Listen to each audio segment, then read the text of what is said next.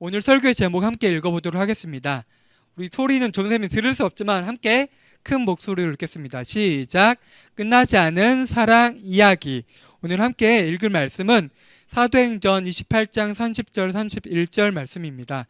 지난주에 한번 다룬 내용이긴 한데 우리 다시 한번 우리 30절 31절 말씀 두 절이니까 우리 전도사님과 여러분 한 목소리로 또박또박 함께 읽도록 하겠습니다. 읽겠습니다. 바울이 온 이태를 자기 셋집에 머물르면서 자기에게 오는 사람을 다 영접하고 하나님의 나라를 전파하며 주 예수 그리스도에 관한 모든 것을 담대하게 거침없이 가르치더라. 아멘. 오늘 함께 말씀 듣도록 하겠습니다. 오늘은 아까 들어올 때 내용에서 볼 수 있듯이 오늘은 성경학교 전체 3주 동안 진행된 성경학교 내용을 전체를 마무리하고 정리하는 시간으로 함께 가져보려고 해요. 우리 성경학교 기간 동안에 우리는 어떤 인물이 주인공이 돼서 이야기를 함께 들었죠? 네, 그 주인공은 바울이었어요. 바울은 어떤 사람이었는지 한번 다시 우리 기억해 보도록 할게요. 바울은 원래 예수님을 믿는 사람들, 교회의 교인들을 박해하고 핍박받는 사람이었죠. 근데 그게 바울이 어떤 나쁜 마음을 품어서가 아니라 바울은 하나님에 대한 그리고 예수님에 대한 잘못된 이해, 잘못된 지식을 가지고 있었어요.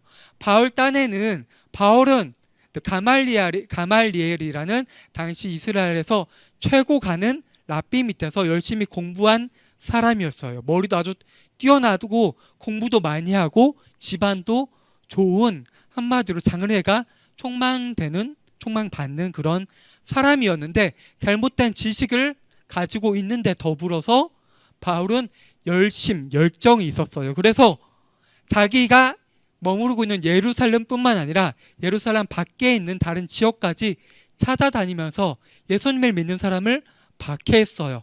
그 대표적인 예로 사도행전 7장, 8장, 9장에서 나오는 스데반 집사 이야기가 있어요. 혹시 스데반 집사에 대해서 한번 들어본 친구 있으면 한번 손 들어볼까요? 보이게? 스데반 집사. 네, 손을 들고 있어요. 몇 명 친구들 들고 있어요. 한번 내려볼게요.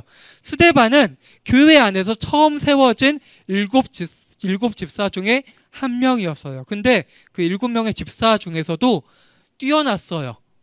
특히 말씀을 전하고 전도를 하고 자신의 집사의 직분을 감당하는데 아주 뛰어난 사람이었어요. 그래서 스데반은 교회 안에서뿐만 아니라 교회 밖에서도 명망이 아주 좋았어요.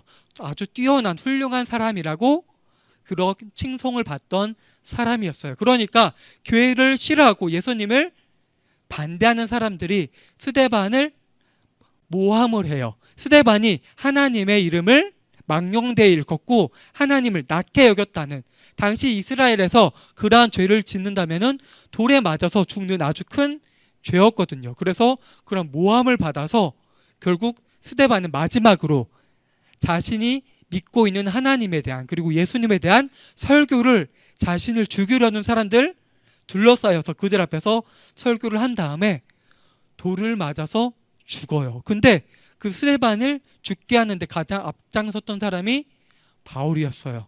그 증거로 사도행전에서 스데반이 겉옷을 벗었을 때 사람들이 그 겉옷을 걷어다가 스데반 앞에 가져다 두거든요. 그리고 바울은 스데반이 죽었을 때 그 죽음이 마땅하다고, 한마디로 당연하다고 생각했어요. 그런 바울이 예수님을 만나자, 부활하신 예수님을 다메섹으로 가고 있는 동안에 예수님을 만나자 극적으로 변화했죠. 아무도 교회 안에서도 교회 밖에서도 그 어떤 사람도 바울이 변화되어서 바울이 그렇게 박해하고 미워했던 예수님을 증거하고 예수님의 복음을 전하기 위해서 전 세계로 다니면서 죽음까지 두려워하지 않는 사람으로 변화될 거라고 아무도 생각하지 않았을 거예요. 그런 가능성이 1%도 하나도 없다고 모든 사람이 생각했을 것이에요. 하지만 불가능하다고 여겨지는 그러한 바울이 부활하신 예수님을 만나자 바울은 극적으로 변화돼서 예수님을 박해하고 미워하고 예수님을 따르던 사람을 죽이려고 했던 그 바울이 변화되어서 자기의 목숨까지 아까워하지 아니하고 예수님을 전파하는 사람으로 바뀌게 돼요.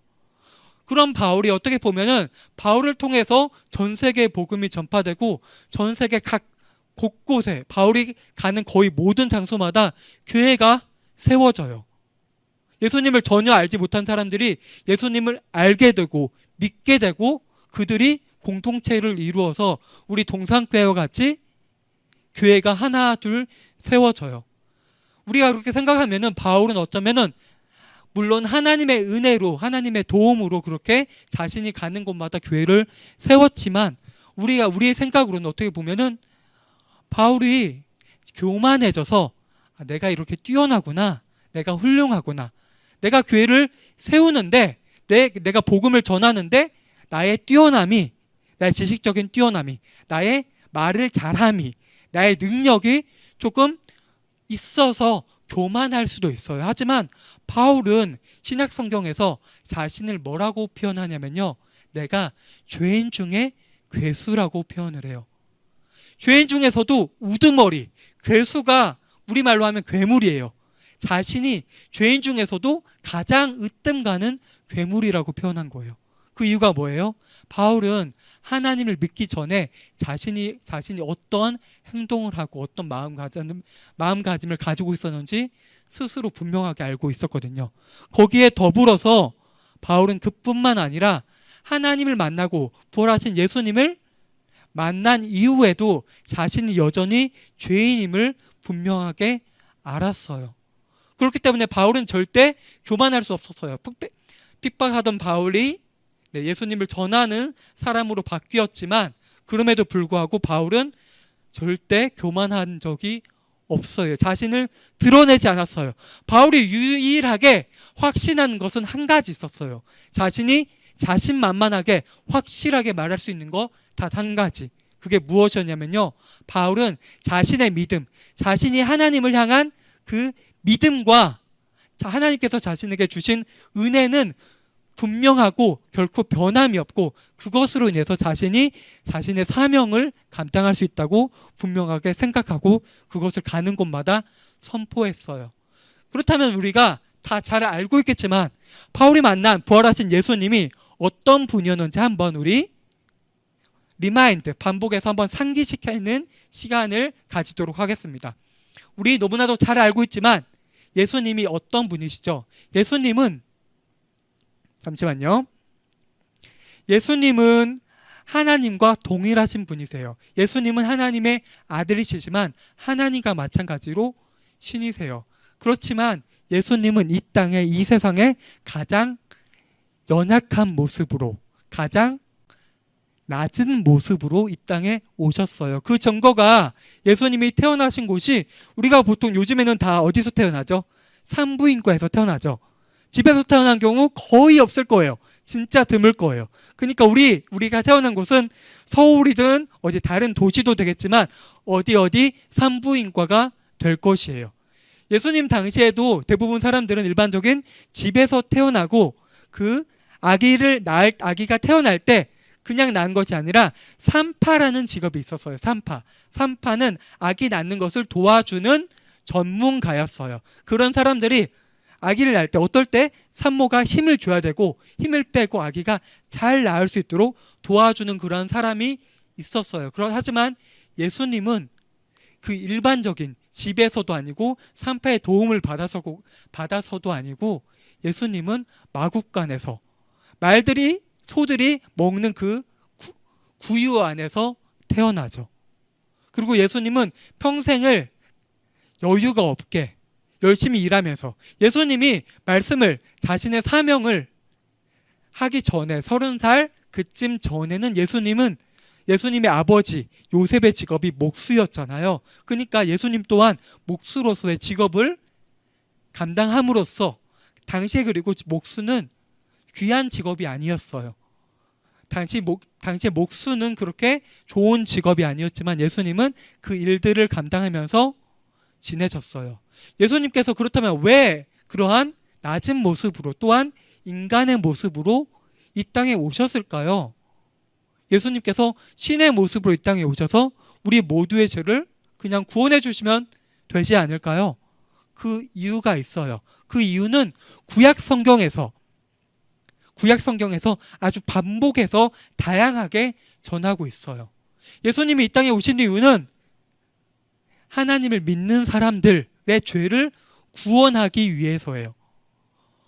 하나님을 믿는 사람들의 죄가 있어요. 그 죄는 우리가 아담의 후손이기 때문에 우리가 처음 태어날 때부터 가지고 태어나는 그 죄도 있고요. 우리가 매일 살아가면서 짓는 죄가 있어요. 하지만 우리가 분명히 알아야 되는 것은 우리는 우리의 죄를 스스로 해결할 수 없어요. 그걸 어떻게 할 수 있어요? 우리는 한번 생각해 볼까요? 내가 진짜 죄를 짓지 않으려고 노력하고 다짐하고 이 세상에 어떤 훌륭한 사람이더라도 죄를 짓지 않고 살아가는 사람은 없어요. 하루, 이틀, 3일, 4일, 며칠 동안은 진짜 노력한다면은 죄를 짓지 않을 수 있겠지만 결국 사람은 죄 앞에서 연약하고 부족하고 우리 스스로 힘으로는 죄에서 벗어날 수 없어요.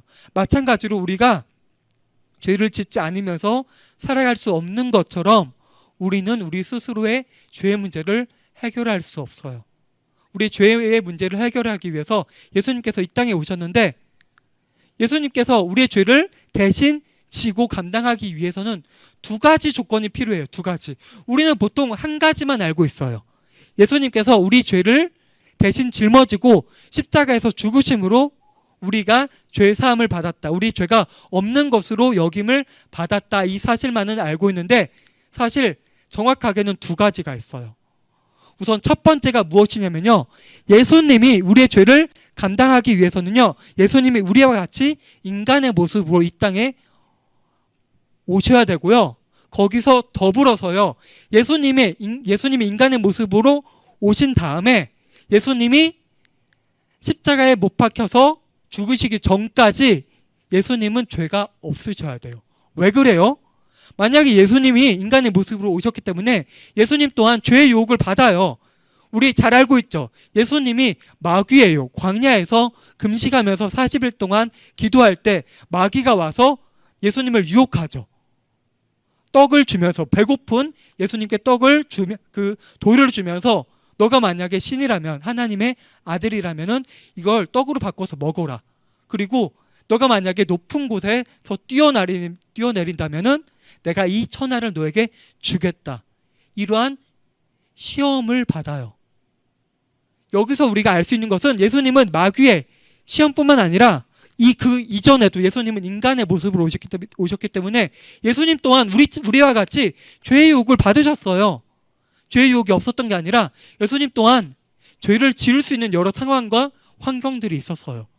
근데 만약에 예수님이 죄를 지었다면 어떻게 될까요? 예수님 또한 죄인이 된다면요. 예수님은 누구 다른 사람의 죄인의 죄를 대신 감당할 수 없어요. 그렇기 때문에 예수님은 이 땅에 인간의 모습으로 오셨을 뿐만 아니라 평생 동안을 인간의 모습으로 오셨을 때 이 세상에서 평생 동안요. 죄의 유혹에 넘어지지 않으시고 죄를 이기셨어요. 누구를 위해서? 우리를 위해서. 그런 예수님께서 이 땅에서의 평생을 죄 없이 사신 예수님께서 마지막으로 우리 죄를 정말 감당하기 위해서 십자가에서 죽으심으로 우리가 진정으로 죄 사함을 받을 수 있던 것이에요. 그리고 여기서 우리가 또 한 가지 알아야 될 사실이 있어요. 예수님께서 이 세상의 모든 죄인들의 죄를 감당하기 위해서 이 땅에 오셨는데요. 그렇다면 예수님을 믿지 않는 사람들의 죄까지 예수님께서 감당하셨을까요? 아니면 예수님을 믿는 사람들의 죄만 감당하셨을까요? 어떤 게 맞을까요? 좀 어려울 수 있어요. 여기서 정답은요. 예수님은 모든 사람의 죄를 위해서 이 땅에 오신 것이 아니에요. 예수님은 하나님을 믿는 하나님의 자녀들, 하나님의 백성들의 죄를 구원하시기 위해 이 땅에 오셨어요. 그렇다면 어떤 사람을 예수님께서 선택하셔서 자녀 삼아주시고 백성 삼아주시고 어떤 사람은 왜 자녀 삼아 주시지 않으시고 백성 삼아 주시지 않을까요? 그 기준이 무엇일까요? 성경을 잘 찾아보면 그 기준을 우리가 알 수 있을까요? 우리는 인간이기 때문에 하나님과 다른 존재이고 하나님은 우리보다 훨씬 더 크고 뛰어나신 분이시기 때문에 우리는 하나님의 생각과 계획을 모두 알 수 없어요. 마찬가지로 우리가 왜 이 시간에 예배 자리로 하나님께서 나를 이끌어 주시고 또한 나를 자녀 삼아 주시고 내 죄를 구원해 주셨는지, 그리고 왜 이 시간에 어떤 사람들은 하나님을 알지 못하고 또한 하나님의 자리로, 예배 자리로 인도하여 주시지 않으셨는지 우리는 알 수 없어요. 하지만 분명한 것은 내가 다른 사람보다, 하나님을 알지 못하고 하나님을 믿지 않은 교회 밖에 다른 사람들보다 내가 더 뛰어나고 선하지도 착하지도 않지만 하나님께서 나를 불러주시고 자녀 삼아 주셨다는 그 사실만으로 우리는 진정으로 기뻐하고 감사해야 돼요. 하나님께서 나를 선택해 주시고 예수님께서 나를 불러주시고요. 예수님께서 죽기까지 순종하셔서 이 땅에 오셔서 우리의 죄를 위해서 죽으셨기 때문에 우리가 비록 죄인이지만 우리는 오늘도 또 전에 지었던 죄를 반복해서 짓지만 또한 우리는 새로운 죄를 짓기도 하지만 그럼에도 불구하고 하나님께서는 우리를 여전히 사랑하시고 나를 버리지 않으시고 내가 아직 죄인이지만 의롭다고 여겨주심에 대해서 우리는 감사해야 되는 것이에요. 그래서 바울은 그러한 부활하신 예수님을 만났어요. 만나서 바울은 예수님의 증인으로 거듭나요. 이전의 삶은 없어지고요. 새롭게 변화되어서 어딜 가나 복음을 전하는, 하나님의 말씀을 전하는 증인이 돼요. 여러분, 그렇다면 증인이 뭐예요? 증인이 무엇일까요? 증인은 정확한 용어로 재판을 할 때 쓰는 단어예요. 재판에 어떤 사람이 서요. 재판에 사람이 서는 이유는 무엇이죠? 그 사람이 죄가 있다면 유죄로 땅땅땅 선고를 하겠죠. 죄가 없다면 무죄라고 선고를 하겠죠. 그 재판을 하는 데 있어서 증인이라는 역할이 있고요. 그 증인의 역할이 있어요.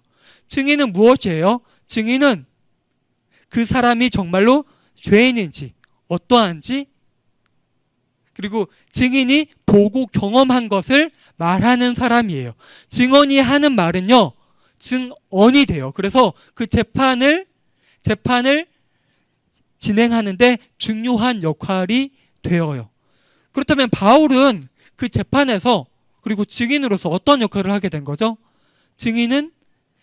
바울은 어떤 역할을 하게 되었냐면요, 우리가 보통, 그리고 하나님을 알지 못하는 사람, 그리고 우리 또한 하나님을, 그리고 예수님을 우리의 눈으로 직접 볼 수는 없어요. 하나님이, 예수님이 우리 눈으로 보인다면요, 그리고 하나님의 기적이 어떤 분이신지 우리 눈으로 직접 볼 수 있다면 훨씬 더 많은 사람들이 예수님을 쉽게 믿을 수 있을 것이에요. 하지만 그렇지 않죠. 그렇기 때문에 증인들이 필요한 거예요. 바울은 더군다나 예수님과 함께 하지는 못했지만 부활하신 예수님께서 바울에게 직접 나타나셨어요. 그래서 예수님을 미워하고 증오하고 예수님을 따르는 사람을 죽이던 그런 바울에게 예수님이 바울의 구원자가 되고 바울의 생명이 되었고요. 바울이 따라야 되는 영생의 길이 되었던 것이에요. 그 길을 바울은 걸어가게 된 것이에요. 마찬가지로 우리가 예수님의 제자라면요, 예수님이 나를 진정으로 자녀 삼아 주셨다면요, 나 또한 바울과 같이요, 예수님의 증인이 되어야 되는 것이에요. 증인. 내가 아는 예수님, 내가 믿는 예수님, 내가 경험하는 예수님, 내가 살아가는 인생길 가운데서 하루하루 살아갈 때 예수님이 나에게 어떤 일들을 하셨는지 그것들을 다른 사람들에게 전하는 사람이 우리 동산교회 초등부 친구들이 모두 되어야 하는 것이에요. 예수님을 경험한 친구들, 예수님을 정확히 잘 아는 사람들이 아는 친구들이 우리 동산교회 초등부에도 있을 거예요. 그렇지만 아직 예수님을 좀 더 알아야 되는 친구, 잘 알지 못하는 친구, 그리고 예수님을 아직 잘 경험하지 못하고 예수님이 정말 살아계신 분인지, 그리고 내 삶 가운데서 내가 매일매일 살아갈 때 예수님이 나에게 어떤 역할들을 감당해 주시고 예수님이 나와 함께 하심으로 내가 어떻게 살아갈 수 있는지 아직 경험하지 못한 친구들이 있을 수 있어요. 하지만 여러분들이 진정한 예수님의 자녀이고 하나님께서 여러분들을 선택하시고 택하시고 여러분들과 함께 하신다면요, 아직은 그런 경험들이 적을 수 있지만 앞으로 여러분들이 살아가는 날들 가운데서 더욱더 그러한 경험들이, 은혜들이, 감사한 일들이, 기뻐할 일들이 더욱더 많아지고 가득 찰 것이에요. 그런 경험들을 여러분들은 주변의 세상 사람들에게 전해야 되는 역할이 있어요. 바울처럼요.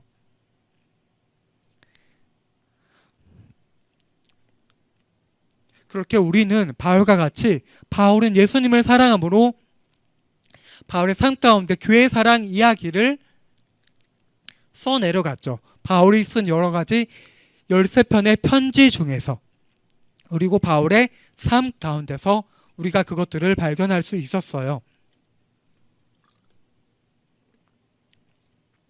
우리가 함께 읽은 오늘 사도행전 28장 30절 31절 말씀은 사도행전의 마지막 말씀이에요. 그리고 신약 성경 중에서요, 바울이 어떤 삶을 살았는지 그 내용들을 다루고 있는 성경은 사도행전밖에 없어요. 정확하게 다루고 있는 건요. 그렇다면 사도행전이 28장 30절 31절로 끝났으니까 바울이 교회 사랑을 했던 그 삶으로 살아냈던 교회 사랑 이야기는 끝나는 것일까요? 아니에요. 우리 모두 이어달리기 알고 있죠? 마침 우리 지금 올림픽 기간이죠. 올림픽 기간에 이어달리기라는 종목이 있어요. 이어달리기 한 번이라도 해본 친구 있어요? 한번 손 들어볼까요? 나 이어달리기 해봤다. 오, 꽤 많이 있는 것 같아요. 손 내려보세요. 그렇다면 이어달리기에서 제일 중요한 게 무엇일까요? 제일 중요한 거. 여러 가지가 있을 거예요. 달리기 잘하는 사람이 필요하겠죠, 주자 중에서. 그리고 팀워크도 중요하죠. 근데 제일 중요한 거 한 가지를 뽑으라면요, 이 바톤을 잘 연결해, 잘 전달해 주는 거예요. 바톤. 만약에 바톤을 전달하다가 실수해서 떨어뜨리면요, 아무리 잘 달리는 사람이 주자 4명 중에서 모두가 잘 달리더라도 한 번이라도 실수가 있으면은 몇 초 차이가 나버리기 때문에 다시 이기기란 정말 어려워요. 쉽지 않아요. 바톤 터치가 정말 중요해요. 그렇다면 전도사님이 왜 갑자기 바톤 터치 이야기를 하는 것일까요? 그 이유는요, 바울이 살았던 시대와 우리가 지금 살아가는 시대와는 대략적으로 2000년이라는 긴 세월의 시간이 있어요. 하지만 바울과 우리가 공통적으로 생각하고 해야 되는 것이 있어요. 그것은 바울과 마찬가지로 우리에게 맡겨진 역할이 예수님을 전하는, 예수님의 복음을 전하는 증인으로서의 역할을 우리가 감당해야 된다는 사실이에요. 내가 정말 하나님의 자녀로서 감사한다면요, 내가 기뻐하고 감사한 일들이 정말 많다면요, 그렇지 않더라도 내가 때로는 힘들고 어려운 일이 있을지라도 우리는 할 수 있는 대로 하나님의 말씀을 전해야 돼요. 그래서 그 바울이 오늘 사도행전 그리고 그의 편지 가운데서 써내려간 교회 사랑, 바울의 교회 사랑 이야기가 우리에게 전달돼야 되는 것이에요. 우린 지금 사실 조금 쉽지 않은 상황 가운데 있죠. 네, 코로나로 인해서 우리는 많은 어려움 가운데 있어요. 지금 우리가 함께 만나서 예배드리면 더 좋지만 이렇게 전도사님과 얼굴을 보면서 예배드리고 있기는 하지만 우리는 지금 코로나로 인해서 함께 예배드리지 못하고 있어요.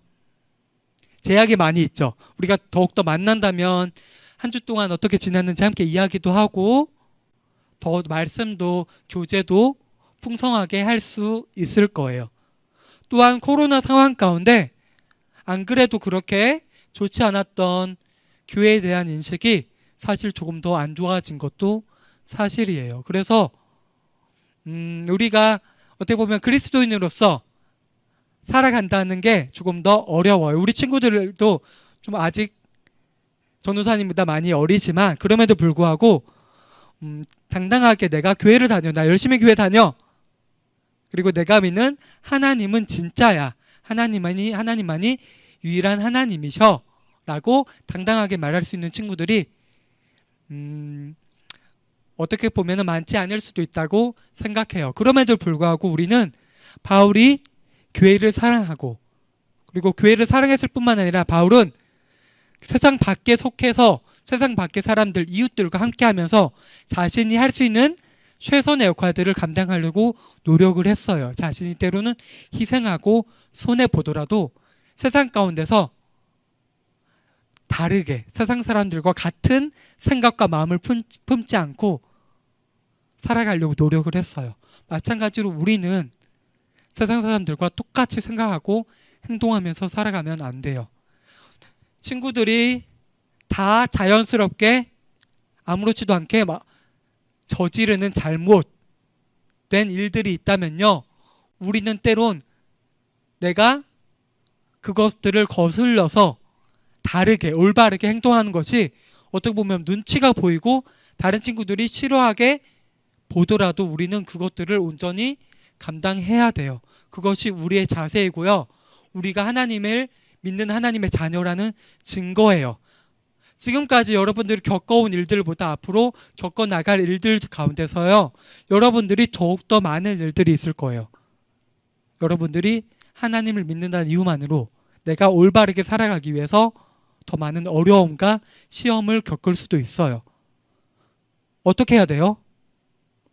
그것들을 이겨내고요, 그리고 우린 또한 평소에 내가 다른 사람들과 다름을, 내가 다른 친구들을 더욱더 사랑해주고 감싸주고 내 맡은 말들을 온전히 잘 감당함으로써요, 다른 친구들이 나를 볼 때 아, 저 친구는 정말 다르구나, 그 다른 이유가 다른 데서 오는 것이 아니라 저 친구가 교회를 다니기 때문에, 하나님을 믿기 때문에 정말 다르구나, 이렇게 여겨질 수 있는 우리 친구들이 되어야 돼요. 이것은 그냥 내가 하고 싶어서 하는 것이 아니라 내가 정말 하나님의 자녀라면요, 해야 되는 것들이에요. 오늘 말씀을 기억하면서요, 성경학교의 내용들을 오늘을 정리를 했는데, 우리 친구들이 정말 하나님의 자녀답게 바울과 같이 바울을 본받아서 이 세상에 정말 이 세상의 모든 사람들이 짠맛을 잃고 무색무취로 자기 마음대로 살아갈 때 우리 친구들이 소금의 역할을 감당했으면 좋겠고요, 이 세상에 어둠으로 가득 찰 때, 죄로 가득 찰 때 우리 친구들이 한 줄기 작은 빛을 감당함으로써 이 세상에서 구별된 하나님의 자녀로 살아가기를 주님의 이름으로 축원합니다. 함께 기도하겠습니다. 눈 감고 손 모으고 함께 기도하도록 하겠습니다.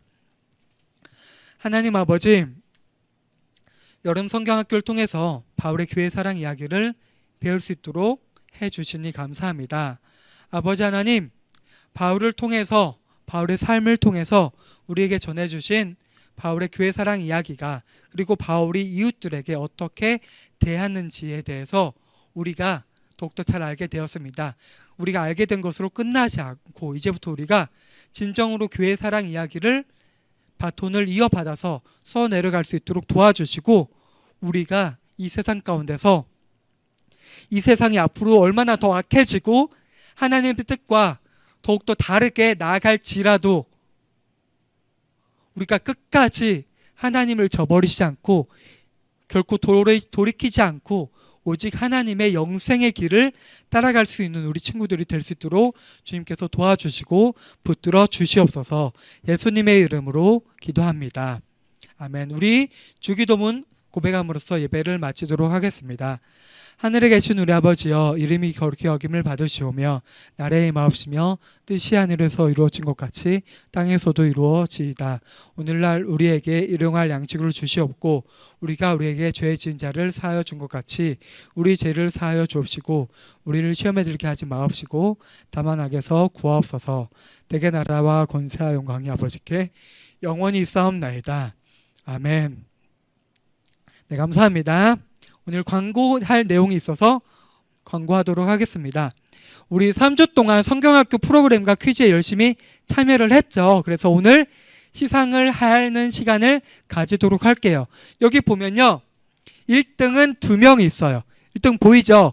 5학년에는 양현서, 그리고 4학년에는 김서진 어린이가 가장 거의 2명 다 10개에 달하는 문제를 맞춰서요, 2명이 1등을 하게 되었습니다. 그리고 2등은 여기 보면은 6명의 친구가 있어요. 근데 공교롭게도 제일 학년이 낮은 4학년에서 6명의 친구가 2등을 하게 되었어요. 명단으로는 정예람, 최찬, 박서진, 안지민, 김주찬, 이시윤 어린이가 있습니다. 이 친구가 6명의 친구가 2등을 하게 되었고요. 3등은 좀 많아요. 전도사님의 기준이 뭐라고 했었죠? 2문제 이상 맞추는 거라고 했었죠. 그래서 3등까지는 2문제 이상 맞춘 친구들이 있는데요. 함께 보겠습니다. 3등은 4학년에 유지민, 박소율, 김시훈, 김혁, 정예서, 양수환, 정하인, 김혜인 이렇게 8명의 어린이가 있고요. 5학년에는 임정혁, 신연아, 이혜성, 남은서, 박주영, 김은진 이렇게 6명이 있고요. 6학년에는 양수진, 전서윤, 서예영, 김은진, 이민서, 김영수, 박소혜, 전서윤 이렇게 3등을 한 친구들은요, 2문제 맞춘 친구들이에요. 이렇게 해서 보면은 1등 2명, 2등 6명, 3등 한 친구들은 총 22명이 있어요. 근데 우리 친구들 한 문제 맞춘 친구들도 조금 있잖아요. 그래서 그 친구들을 어떻게 할까 생각을 하다가 한 문제 맞춘 친구들도 열심히 참여했는데 2문제 아쉽게 못 맞춘 친구들이 7명이 있어요. 이렇게 7명. 4학년에 김시호, 신세중, 오서연, 그리고 5학년에 조유범, 백음찬, 윤지원, 김세범 어린이가 있는데요. 이 친구들까지 똑같이 이렇게 선물을 주도록 하겠습니다. 그래서 한 명 맞춘 친구들까지 아쉽지 않게 전부 다 선물을 주려고 해요. 그리고 전도사님이 선생님들이 이제 퀴즈랑 프로그램 진행할 때 열심히 기록했고요. 전도사님이 그 내용들을 정리를 해서 이렇게 오늘 여러분들에게 광고하는데, 혹시 착오가 있어서 내가 한 문제 이상 맞췄는데 여기 명단에 없다고 하는 친구는요, 전도사님이나 아니면 각 반 선생님 통해서 전도사님에게 전해주면은 그 수정해서 그 친구들도 선물을 전해주도록 하겠습니다. 네, 상품은요, 우리가 지금 예배를 함께 드리고 있지 못하기 때문에 기프티콘으로 주려고 하는데요. 1등을 한 친구들은 10,000원에 해당하는 기프티콘을 전달해 주려고 하고요. 2등은 5,000원, 그리고 3등과 마지막 한 문제 맞춘 아차상 친구들까지 2등은 5,000원, 그리고 3등과 3등 이하 친구들은 3,000원에 해당하는 상품을 기프티콘으로 전달해 주도록 하겠습니다. 네, 아까 말했듯이 혹시 한 문제 이상 맞췄는데 기록이 되지 않은 친구들은 전도사님에게 직접 이야기하거나 각 반 선생님 통해서 전달해 주면은 수정해서 전달하도록 하겠습니다. 그리고 두 번째 광고는요, 성경 필사를 우리 계속 하고 있었죠. 우리 지금까지 성경을 필사한 내용을요, 전부 다 정리해서 각 반 선생님께 보내주세요. 근데 그 보내는 방법은요, 성경 필사한 내용을 사진을 찍어서 선생님들에게 전해주세요. 그러면 전도사님이 그걸 정리를 해서 다음 주에 성경 필사 시상을 하도록 할게요. 그런데 혹시 밀린 친구들이 있으면요, 할 수 있으면 밀린 부분 다시 정리해서 제출하면 좋을 것 같고요. 혹시 밀린 내용이 좀 많더라도요, 지금까지 한 내용이라도 다 저렇게 사진 찍어서 보내주면요, 그래도 성경필사 참여한 친구들에게 상품을 전달하도록 하겠습니다. 그래서 오늘 것까지 성경필사 한 게 1회, 성경필사 1회의 마지막이에요. 다음 주부터는 이제 2회 성경필사가 새롭게 시작되니까요, 우리 1회 때 성경필사 조금 열심히 하지 못했던 친구들도요. 다음 주부터는 열심히 성경필사 참여해 주었으면 좋겠습니다. 그리고 여기 범위가 나와 있죠. 성경필사 다음 주 범위는 창세기 41장 37절에서 45절이에요. 많지 않으니까요. 이거 범위 적어두고 성경필사 노트에 이렇게 기록했으면 좋을 것 같아요. 그리고 지금 오프라인으로 예배 아직 영상으로 예배를 계속 드렸는데 오프라인으로 예배에 나오지 못해서 성경필사 노트를 받지 못해서 성경필사 참여하지 못하는 친구가 혹시 있으면요. 성경필사 노트는 거기에 하면 더 좋지만 없으면은 자기가 그냥 노트 공란으로 비어있는 노트에 직접 기록해도 되니까요. 그 2회차 때는 혹시 노트가 없어서 성경필사 노트가 없어서 참여하지 못한 친구들은요. 자기가 노트 새로 만들어서 해도 되니까 더욱 열심히 참여해 주었으면 좋겠습니다. 네. 오늘은요. 성경학교를 이제 마치는 날이기 때문에 따로 퀴즈나 프로그램은 없고 오늘은 한 주 쉬어가는 시간을 가지고요.